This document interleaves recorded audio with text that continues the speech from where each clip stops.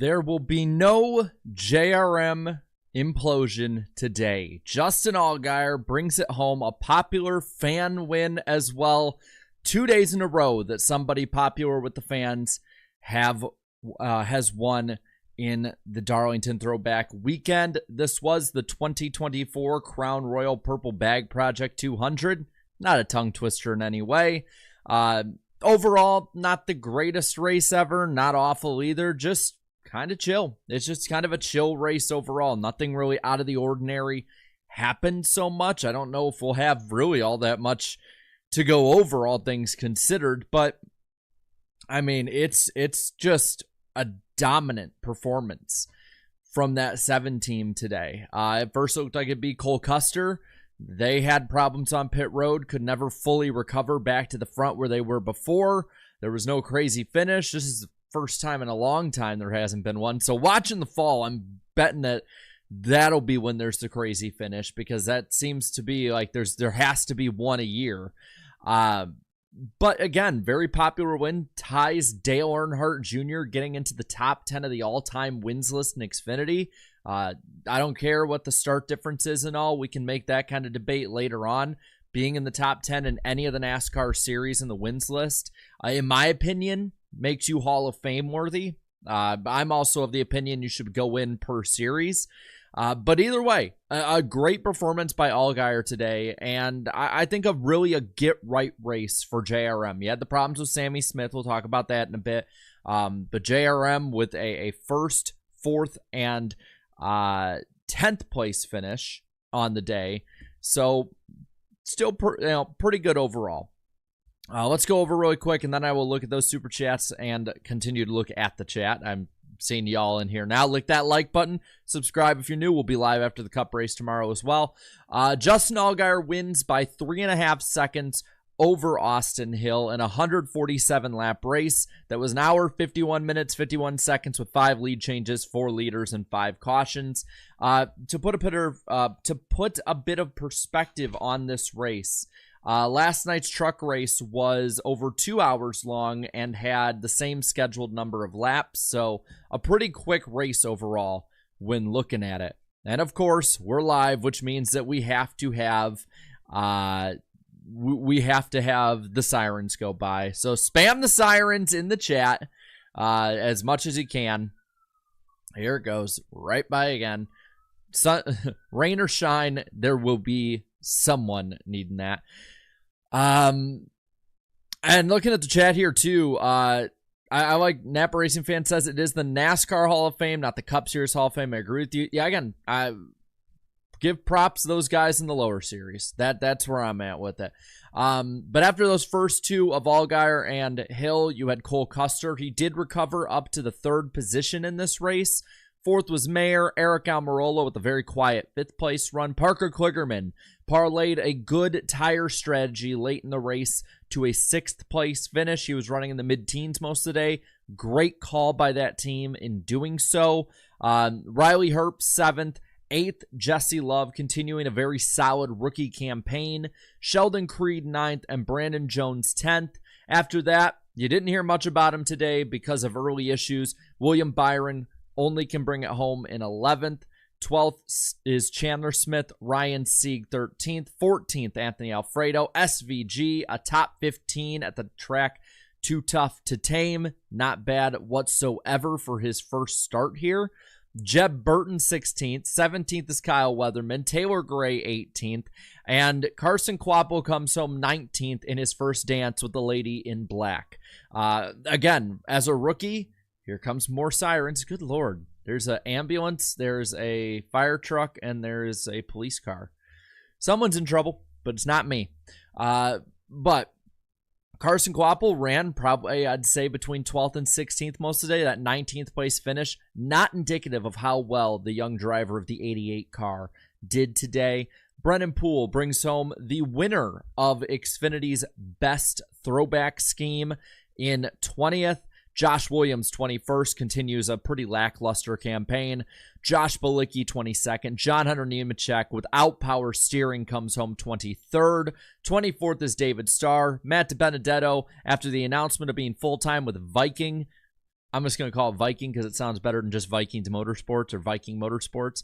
25th, Chad Bincham, 26th, Blaine Perkins, 27th. Dawson Cram will round out your lead lap finishers today in 28th. After that, we got about 6 that are a lap down. That's 29th place, Smithley, Leland Honeyman, 30th, 31st, Retzlaff, Kyle Sieg, 32nd, 33rd, Emmerling, and Sammy Smith, after having late issues, 34th position. AJ Allmendinger putters home 21 laps down in 35th. Another one that's had, I'd say, a disappointing campaign for his standards. Man, I'm telling you, the fall colleague needs to be studied. Haley Deegan, 36, with that Dale Earnhardt throwback, out of this race after a left rear tire shreds the entire back half of her car. Sorry, I've been having a bit of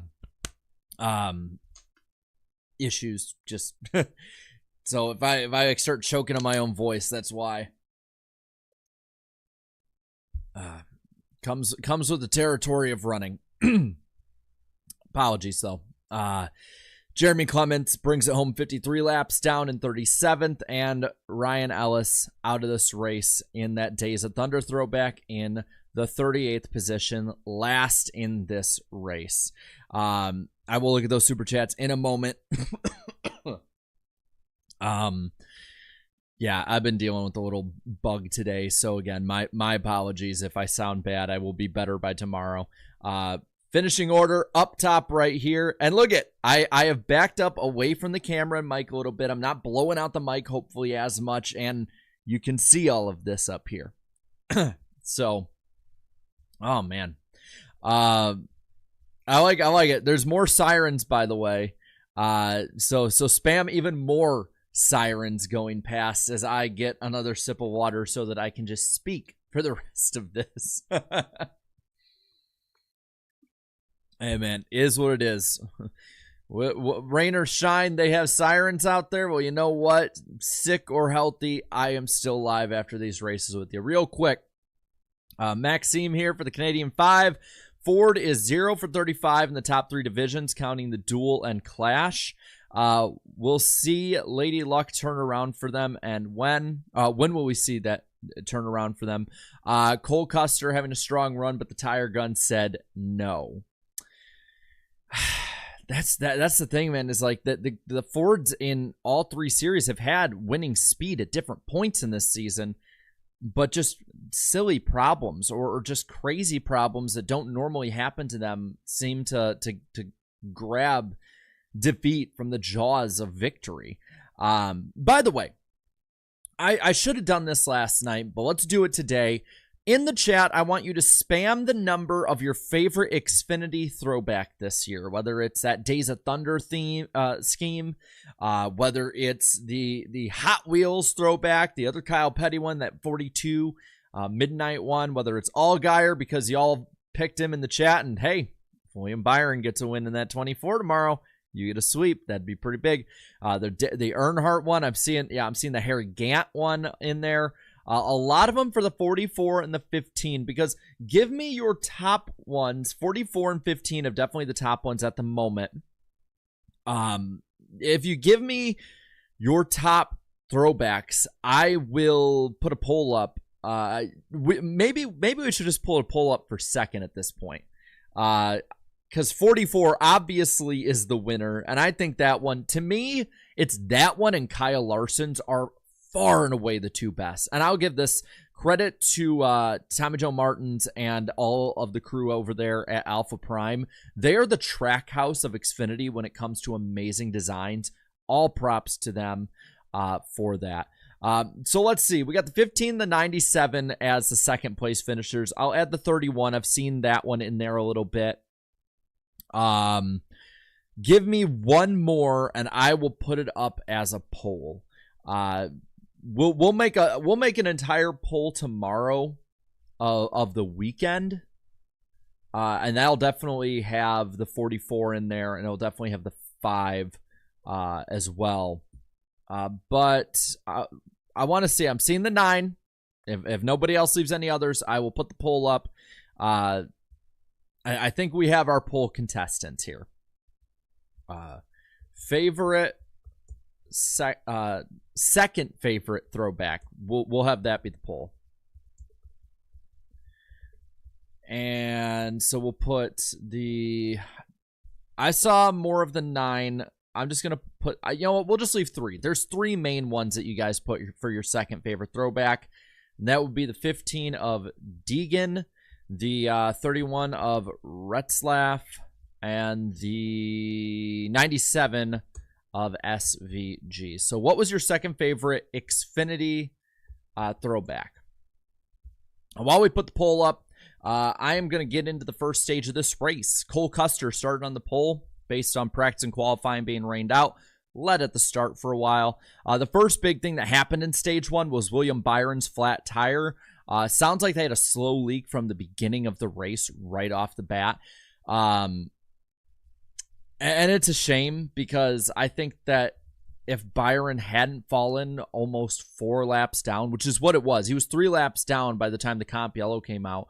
But I believe he was. Might have been, but he was around 3 laps down, either a little over, which would be 3 down, or a little under. Either way, does he not fall 3 laps down? Does he maybe contend for the win? I don't know. I don't think the 7 was really touchable today. But does he run in the top 5 and maybe challenge at the end? Yeah. I mean, and you saw on fresh tires, he and Kligerman were the ones able to take advantage of it. But that took him completely out of the race. And it's kind of odd to say this, but he has largely been irrelevant in his Xfinity Series starts this year. And by the way, looking at the poll right now, and it's looking like Deegan's is winning, but SVG's is close. So I'm not going to end the poll right now. We're going to let it keep going. Yeah, Spencer, rained out, more like ponded out. Yeah, I mean, there was hail, heavy rain. It was flooded inside the track. It was rough. And if you've ever been to Darlington before, you will know that just the surrounding area and everything is not built for a lot of triaging of these kinds of situations. Now, I mentioned we did have the comp yellow at lap 21. Hill would win the race off pit road. This is where Custer was pretty much taken out of the race as he had a pit gun issue that cost them all of their track position from leading to back of the pack right away. And while the 21 did lead at the restart after that, it was Allgaier who took control of the race and really never looked back. Other than maybe pit road or like some kind of weird occurrence or something, I don't think someone else really led much more of this race than him. Like after that, I think he led pretty much the entirety of the race from lap 26 on. The only other big thing is this is when John Hunter Nemechek had his power steering issue. Again, another good car that probably got shuffled further back because of this early issue. Allgaier wins stage 1 over Hill, Mayer, AJ, and Kligerman, Chandler Smith, Almirola, Love, Herbst, and Creed, the top 10. Real quick, I want to look at these other super chats I missed a little earlier. Twin spinner for the 2, and still no Ford. Yeah. Highest finishing Ford in this race was Cole Custer in the 3rd position. Riley Herbst after that in 7th. After that, I believe it was Sieg in 13th.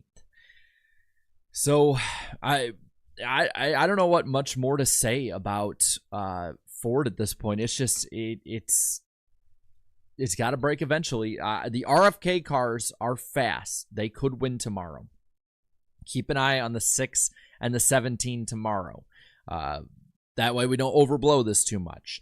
And then Rasheem Hall Stewart for the 250. Is Darlington a top 10 racetrack on the schedule? Heck yes, it is. I love Darlington. I didn't appreciate it as much when I was younger. I definitely do now, and it's not just because of the throwback weekend. It's because this car, it doesn't matter the car, I should say. This track can put on a good race with the next-gen Xfinity trucks, Gen 6, no matter if it's high horsepower Gen 6 or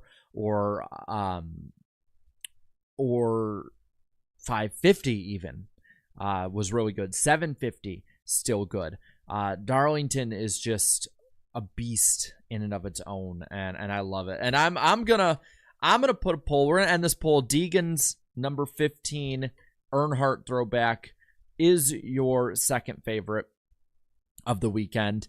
But I'm going to put a poll up. And while I'm doing that, I'm also going to try and keep reading you guys in the chat. Jonathan in here says, special shout out to my dad for making me a NASCAR fan. I love the sport. Yeah, I mean, I'm pretty sure a lot of us have family that got us into it. So I'm going to put, where would you rank Darlington among other NASCAR tracks? I want to see what you guys have to say about this, because I have a feeling it's going to be like, this is going to be really fun to see. So I'm going to put number 1, top 5,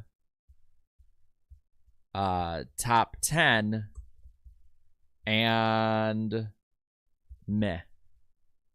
I don't know. I cannot even as an option put bad anywhere near Darlington. So where would you rank Darlington among other NASCAR tracks?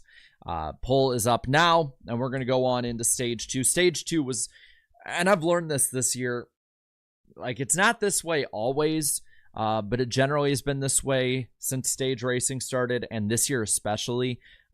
Stage 2 is just the dull stage. I've accepted at this point. We have a restart with the 21, the 7 up front. 7 gets ahead. Other than this, I mean, it was just an Allgaier runaway. You know, Mayer and Hill were chasing him a bit, but he would win the stage over Hill. Kligerman was up to 3rd. Again, very strong day by that 48 team. Mayer and Almirola, the top 5. Then AJ Love, Jones, Herbst, and Chandler Smith, the top 10. And I'm looking right now at the poll as it's rolling, and a majority of you have Darlington as your top 5, one of the top 5 favorite tracks. 21% of you have it in the top 10. 8% of you are ranking it number 1.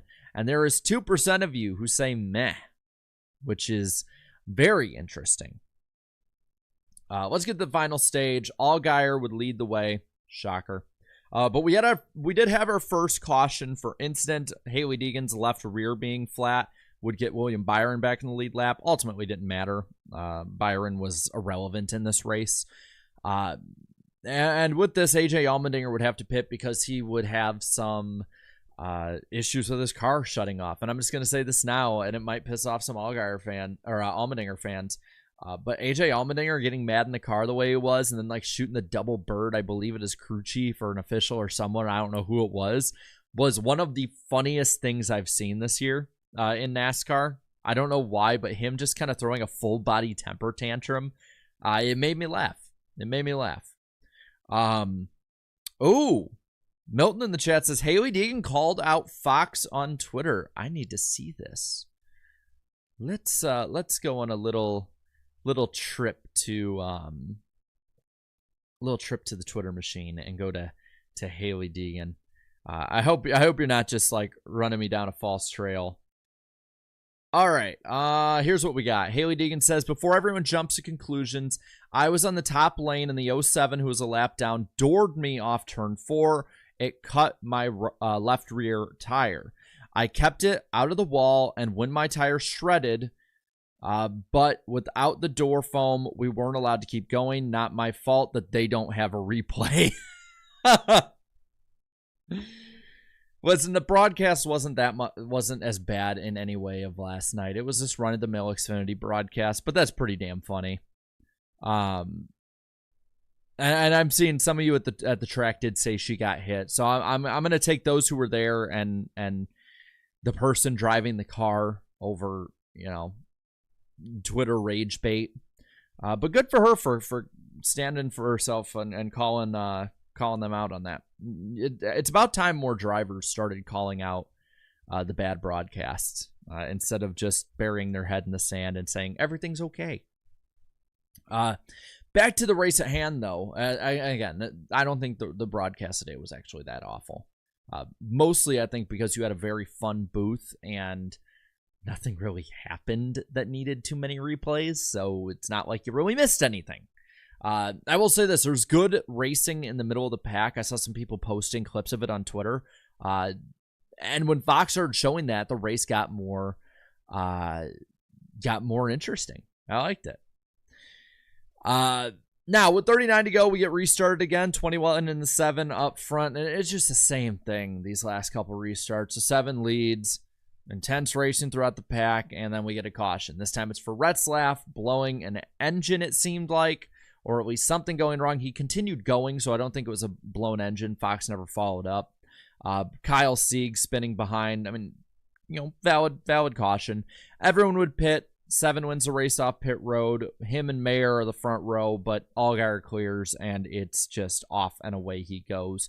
Wins the race. The only thing really happened after that was Sammy Smith's issue, which that one really didn't get followed up on as well. But, yeah, I mean, not every race can be a banger. I still think that a mediocre Darlington race is better than most races. I thought there was a lot of good that came from this race, even if it wasn't necessarily flashy or anything. And I'm excited for tomorrow, man. I am really excited for tomorrow. Give me Y for yes or N for no.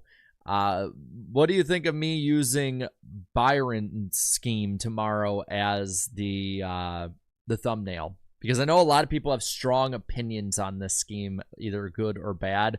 Personally, I think it's pretty good. I get it's not 100% accurate, but I think people take Throwback Weekend a little too serious. If I can find a pick of the 5, I will. But it's basically whatever the teams put up. That's for me. That's the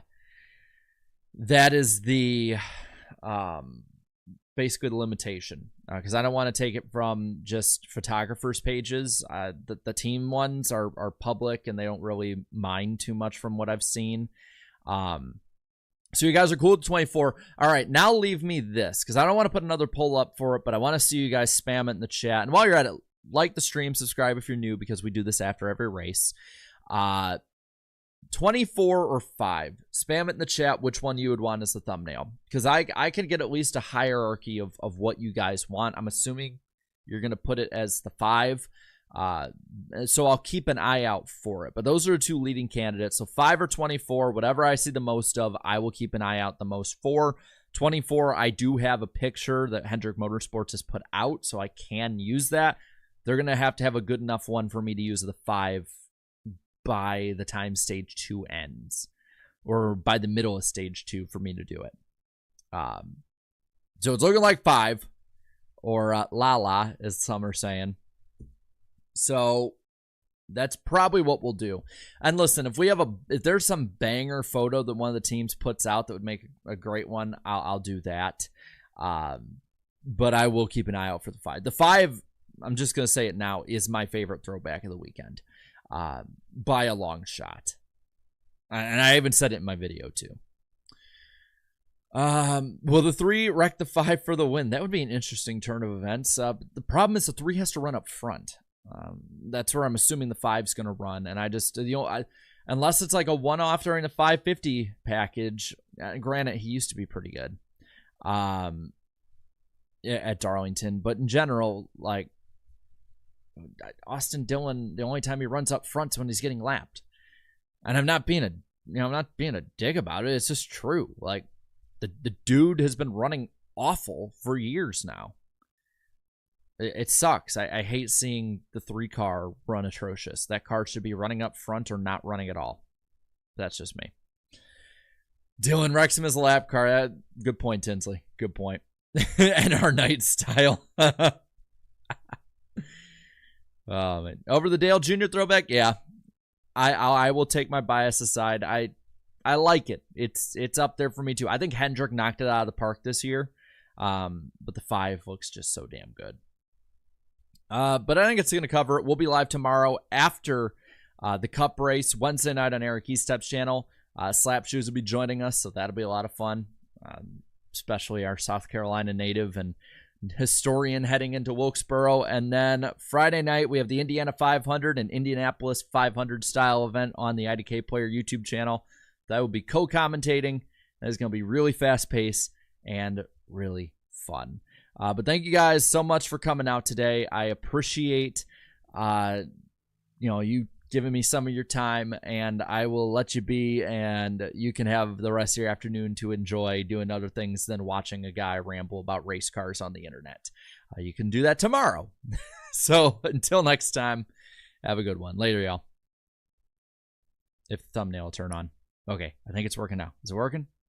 It's going haywire. There we go. Bye, guys.